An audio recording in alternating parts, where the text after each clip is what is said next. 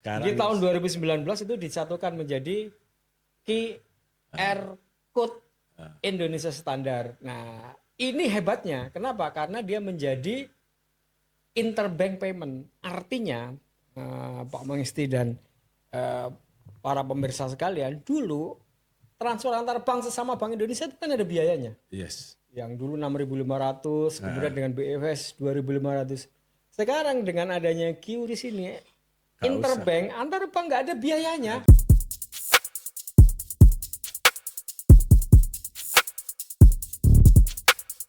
Assalamualaikum warahmatullahi wabarakatuh. Selamat sore sahabat Pak Istok, Majelis Ngopi. Kembali lagi kita di podcast kita.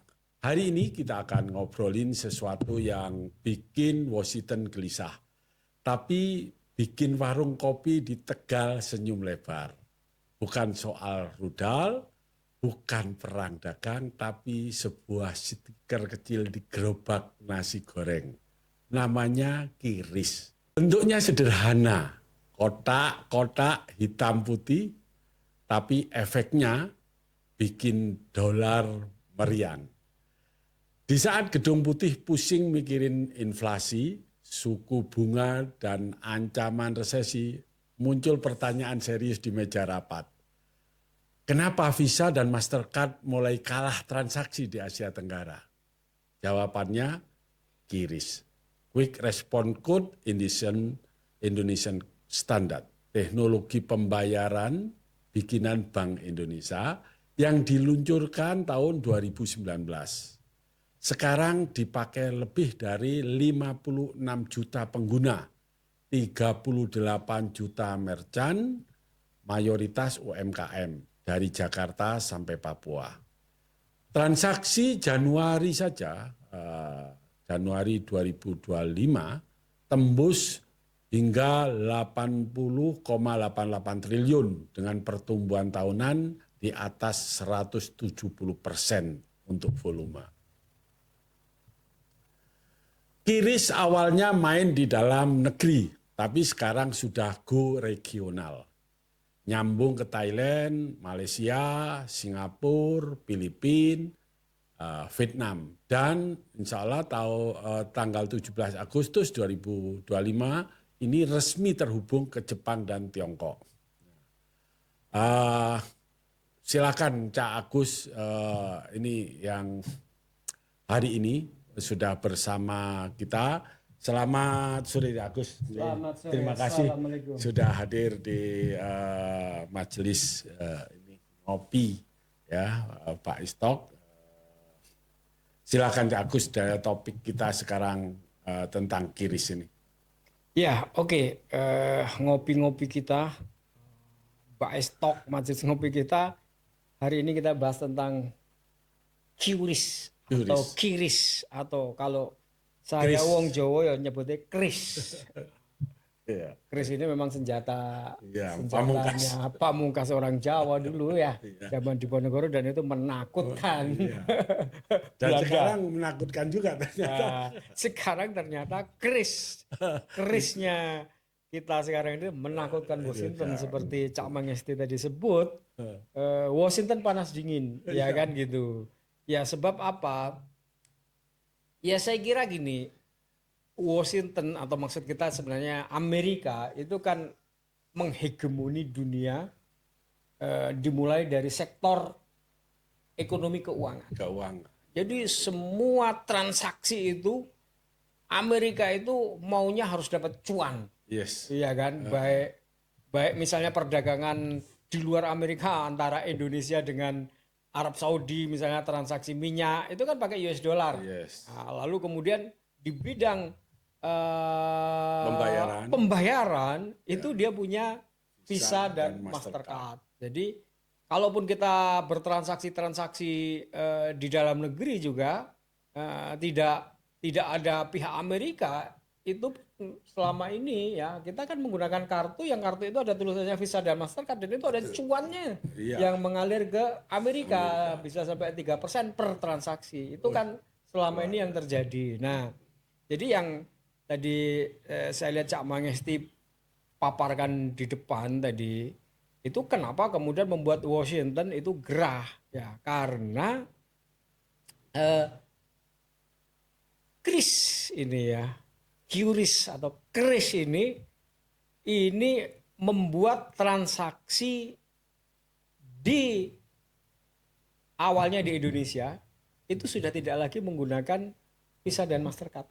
Jadi transaksi apapun yang terjadi di UMKM Indonesia itu kemudian sekarang menggunakan QRIS. Nah, awalnya saya kira kita masih ingat ya, QRIS itu dulu QR code. Nah, jadi masing-masing bank punya QR code. Jadi kira-kira tahun 2019 atau 2018 itu kalau ada merchant itu dia punya QR code itu banyak, ini QR code bank ini, QR code jejer. Nah, Sekarang di tahun 2019 itu disatukan menjadi QR code Indonesia Standar. Nah, ini hebatnya. Kenapa? Karena dia menjadi interbank payment. Artinya Pak Mengisti dan para pemirsa sekalian, dulu transfer antar bank sesama Bank Indonesia itu kan ada biayanya. yes. Yang dulu 6.500, kemudian dengan BFS 2.500. Sekarang dengan adanya QRIS ini, interbank antar bank nggak ada biayanya. Ada biaya. Jadi misalnya saya mau beli kopi, penjual kopinya nggak tahu banknya apa, pokoknya dia punya stiker Kris itu, maka uang saya di bank apa saja, ya itu kemudian bisa dan nggak ada biayanya. Itu yang kemudian transaksi itu menjadi lebih mudah, menjadi praktis, lebih praktis dari uang cash. Yes. Kenapa? Karena nggak pakai susuk, berapapun nilainya, 46.120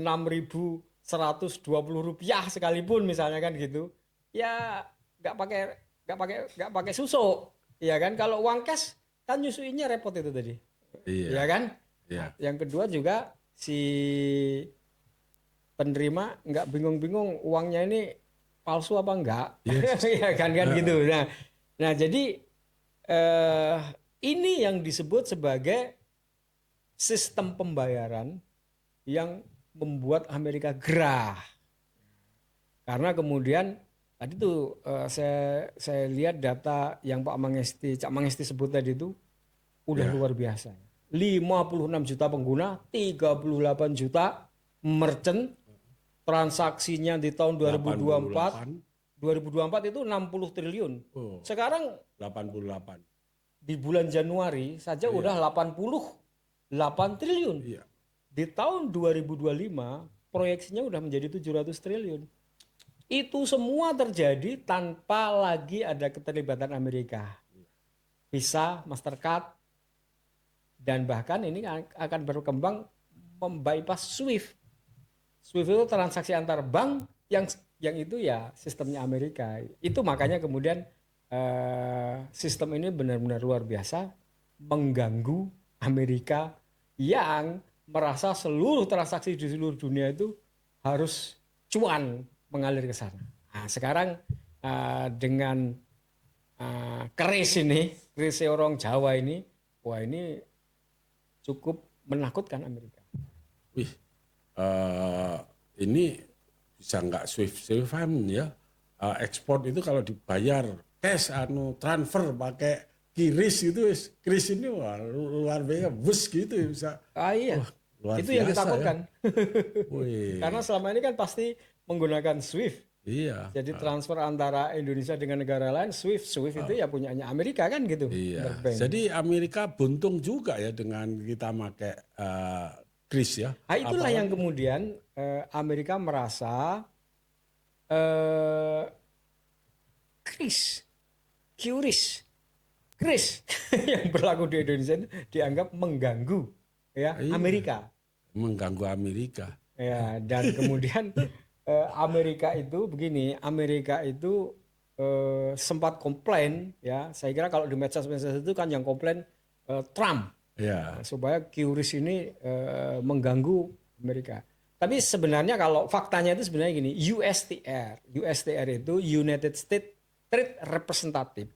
Ya. Itu yang belakangan itu kan ada kabar miring katanya QRIS mau dihentikan karena iya. tekanan dagang dari Amerika Itu Serikat. USTR itu. Jadi United States Trade Representative itu menganggap sistem yang dibuat oleh Indonesia itu menghalangi cuan yang mengalir ke Amerika.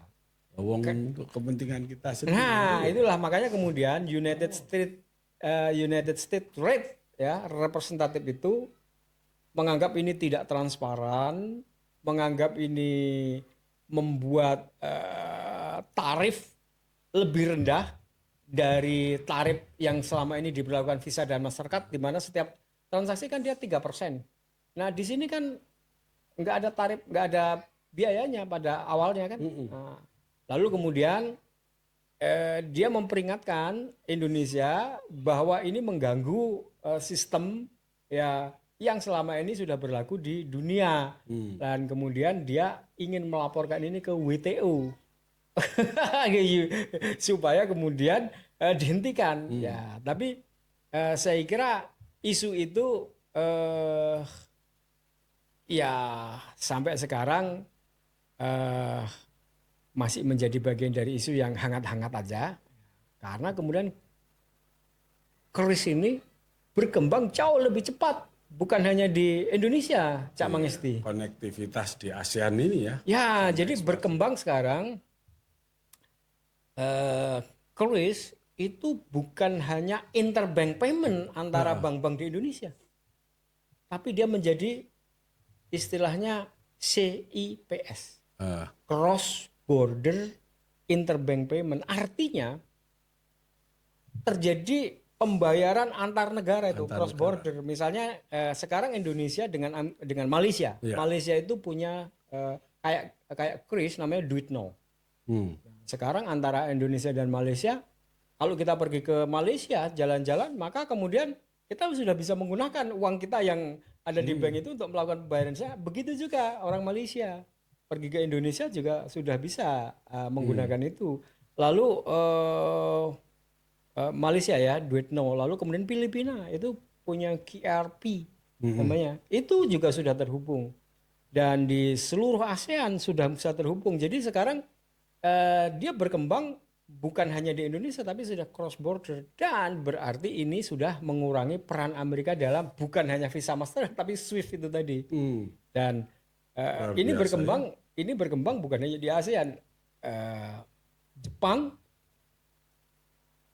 Tiongkok, kabarnya di tanggal 17 Agustus atau 18 Agustus itu udah bisa Sudah terhubung. Bisa, nah, jadi ini benar-benar akan menjadi satu sistem yang merepresentasi apa yang disebut sebagai dunia multipolar.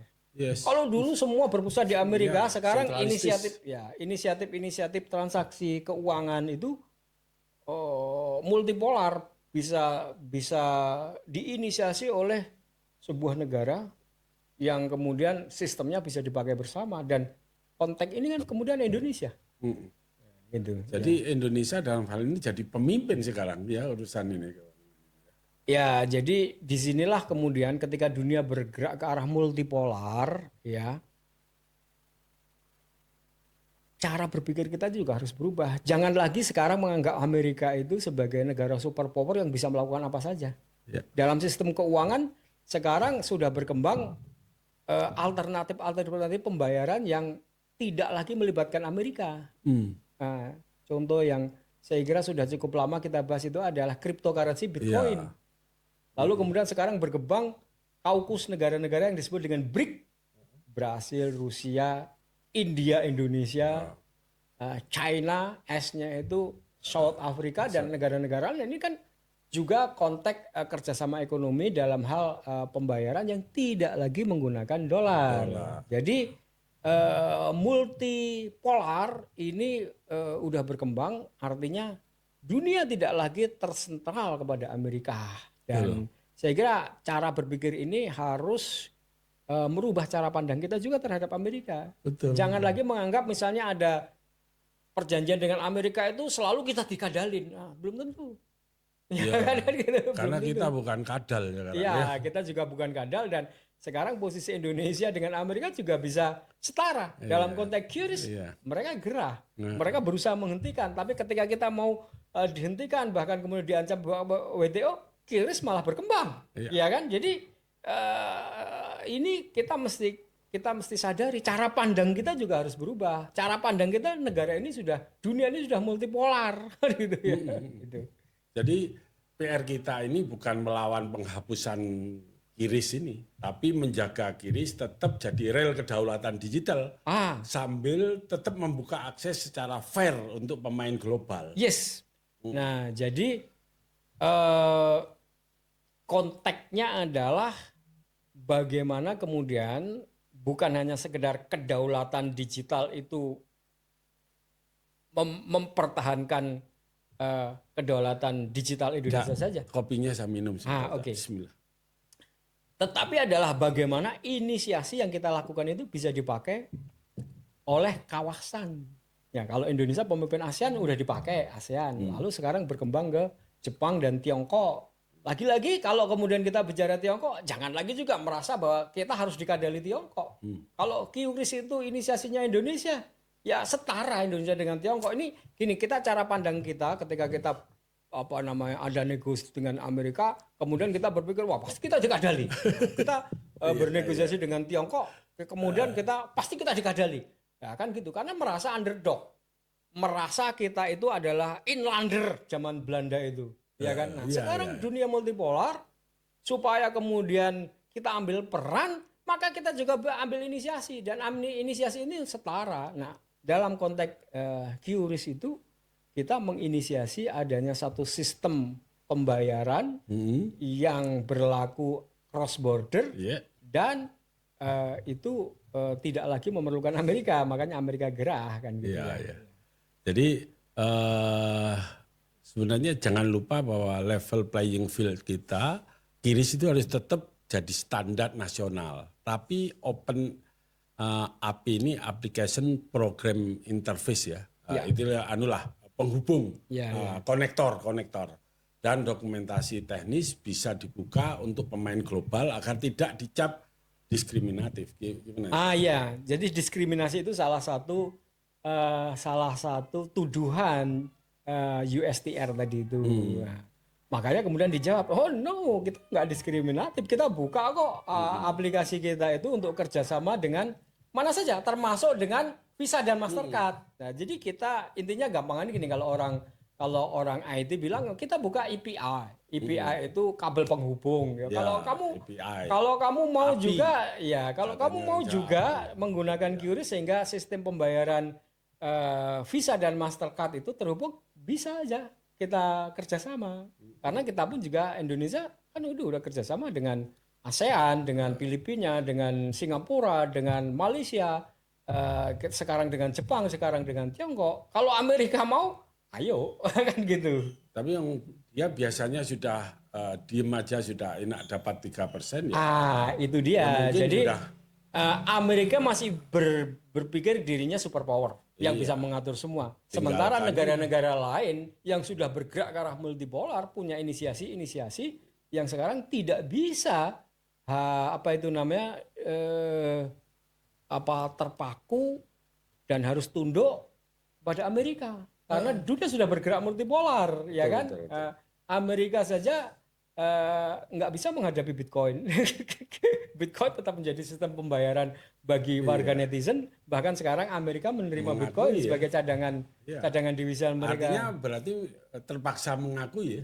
Itulah makanya dunia ini sudah multipolar. Cara pandang kita kepada Amerika, cara pandang kita kepada Cina, cara pandang kita kepada Uni Eropa itu harus kita pandang setara.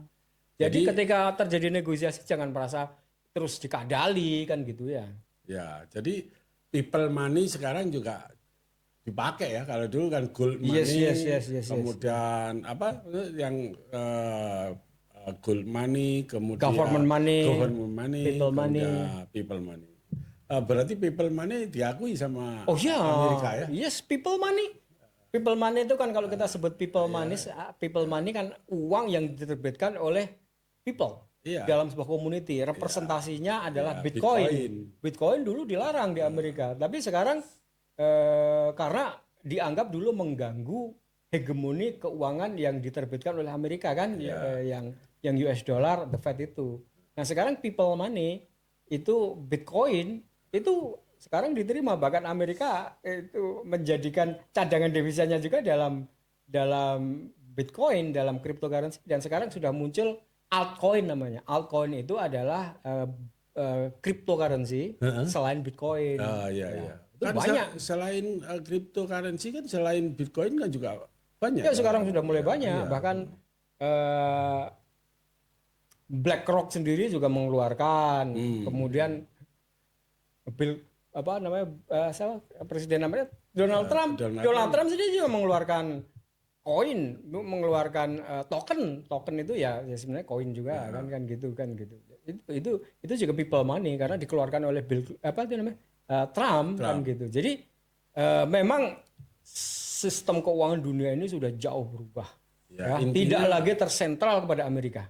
Intinya juga menghindari pengaturan bank sentral ya. Ya. Nah, jadi sekarang dulu kan fungsi kontrol keuangan dunia itu tergantung kepada bank sentral masing-masing negara. Lalu bank sentral masing-masing negara itu dikontrol oleh bank sentral Amerika, the Fed itu, dan kemudian semua bergantung pada US dollar, dan itu sekarang semua sudah bubar. Luar biasa ya. Bukan bubar, maksudnya sudah perannya itu ya, sudah perannya sudah jauh tereduksi. berkurang. Ya. Baik, kalau kita lihat ke depan, skenario kita itu ada 3. Yang pertama status quo, QRIS lanjut, keamanan diperkuat, linkit ASEAN makin diperluas. Yang kedua, harmonisasi terbuka, akses global lewat aturan teknis diperjelas ya. Kemudian yang ketiga, permintaan eksternal ekstrim, risiko rendah tapi harus diantisipasi agar real tetap milik kita. Itu. Ya. Jadi dalam keadaan dunia yang sudah multipolar dan kemudian kita mengangkat mental bangsa kita, gitu ya. Kita mengangkat mengangkat mental bangsa kita bahwa kita punya inisiasi, kita punya satu sistem. Ya, harus tegas ini terus kita pakai. Kita kembangkan. GPN harus pakai. QRIS, gitu. GPN harus tetap kita pakai. Lalu kemudian biayanya, ya kan? Biaya penggunaan itu kita tetap tekan rendah sehingga ini tidak memberatkan seperti Visa dan Mastercard yang 3%. Ini kan sampai sekarang biayanya tidak ada dibebankan kepada pengguna. Nah, lalu kemudian juga mengembangkan ini dipakai dalam industri dan kemudian sekarang sudah berkembang menjadi cross border interbank payment, maka kemudian berkembang pembayaran kepada negara luar cross border pakai QRIS. Nah, bayangkan yang sudah kita sebut Cak Mangesti, kalau kita berhaji nanti kita nggak lagi ribut tuker uang rial. Nggak lagi ribut kita bawa uang cash rial.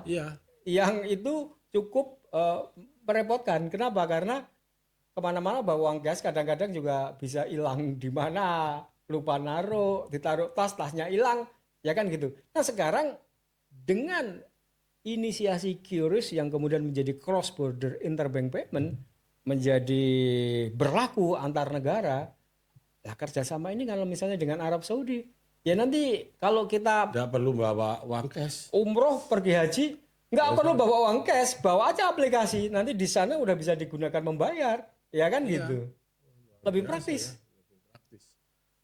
Itu include di dalam Go Haji misalnya, aplikasi Go Haji. Itulah makanya kemudian kita mendorong supaya kemudian haji itu di Arab Saudi udah digital, pakai nusuk. Ya kita juga harus mengimbanginya dan harus di dalam ada integrasinya dengan Indonesia kan ada API itu bisa kabel penghubung ini bisa. Jadi ini ada kemudahan, ada kenyamanan, amanah bisa berjalan, nggak ada curang-curangan. Ya kan? Karena ini transparan, real time, ya kan? Itu transaksinya real time kan? Ya, Nah, ini sesuatu terobosan yang luar biasa sebenarnya. Harusnya pemerintah kita ini harus segera merealisasikan, karena haji ini kan omset yang luar biasa, Agus. Satu orang itu, orang sangu haji itu mungkin kalau 1 juta, 10 juta itu ada. paling minim itu. Paling minim. Enggak, pengalaman pribadi. Ya kemarin haji. Iya, iya. Kemarin haji, sangunya mesti lebih dari 10 juta. Oh, Bayangkan kalau 220.000 orang Jamaah haji, jamaah aja ya. haji saja, itu sudah berapa triliun? Ah, iya, iya. Apalagi kemudian dengan jamaah umroh yang Apalagi 1 dengan tahun zaman umroh, itu biasanya ya tukang jajan itu juga. Itu. ada 1 juta jamaah umroh kita. Lebih 1,5 Satu juta tahun. mungkin setahun. 1,5 juta. Nah, Iya. berarti hampir 2 juta orang setiap Tahun. Indonesia dan Arab Saudi ini sama-sama punya kepentingan. Nah, kalau kemudian cross border interbank payment sudah Luar berlaku biasa. antara Indonesia dan Arab Saudi, Nggak usah bawa uang cash. nggak bawa uang cash, lalu kemudian sekali lagi ini kemudian transaksi-transaksi sudah tidak melalui lagi apa yang disebut dengan Visa Mastercard. Kita pergi sama mbah, ya mbahnya nggak bisa apa-apa, tinggal bayaran ini bayar. Iya. Nah, inilah yang saya sebut supaya ini kita pahami, ini bukan persoalan sederhana. Ini persoalan yang bisa membuat Amerika itu semakin tidak bisa mengontrol dunia seperti dulu lagi. Yes. Ya. Jadi ketika kita ingin mengurangi peran Amerika, jangan menantang Amerika perang. Iya. Kalau kita menantang Amerika perang, dia punya, Ajur-ajuran. ya kan, biayanya terlalu mahal dan Pasti kalah juga.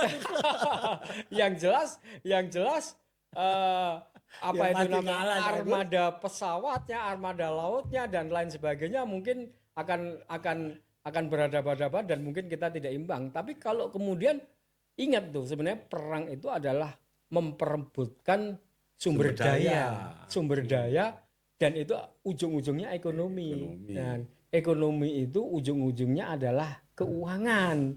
Nah, kalau keuangannya kita sudah punya inisiasi dan bisa berkembang, ini akan semakin mengurangi peran Amerika sebagai superpower. Dan lalu bukan hanya sendirian nih, kita udah berkembang bersama ASEAN, lalu sudah berkembang dengan negara-negara lain, maka kalau dikomplain ya berhadapan-hadapannya dengan banyak negara, dan itu satu upaya untuk semakin kita mendorong ya inisiasi seperti ini, peran Indonesia untuk menjadikan dunia semakin multipolar. Artinya semakin mengurangi peran Amerika, tapi juga ya kalau peran Amerika itu berkurang kalau kita tidak mengambil inisiasi, maka Tiongkok yang akan mengambil inisiasi. Iya. Nah, tapi kalau kita juga kemudian mengambil inisiasi, kita sebagai pemimpin ASEAN, kita kemudian mengembangkan sistem seperti ini dengan di luar ASEAN, dengan Jepang, dengan Tiongkok, dengan Arab Saudi, lagi-lagi posisi kita setara dalam multipolar itu, cara pandang kita jangan lagi dianggap kita dikadali. Ya ini kadal sama kadal lah kembali.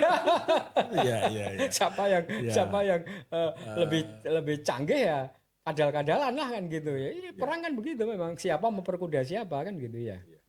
Jadi Visa dan Mastercard itu sudah ini ya tidak lagi kita gunakan kalau kita ini kan setelah QR code ini QRIS ini dipakai, kita masih belum pernah ke Malaysia, ke Singapura, berarti nanti kita kalau ke sana itu sudah pakai QRIS sudah nggak bisa ya.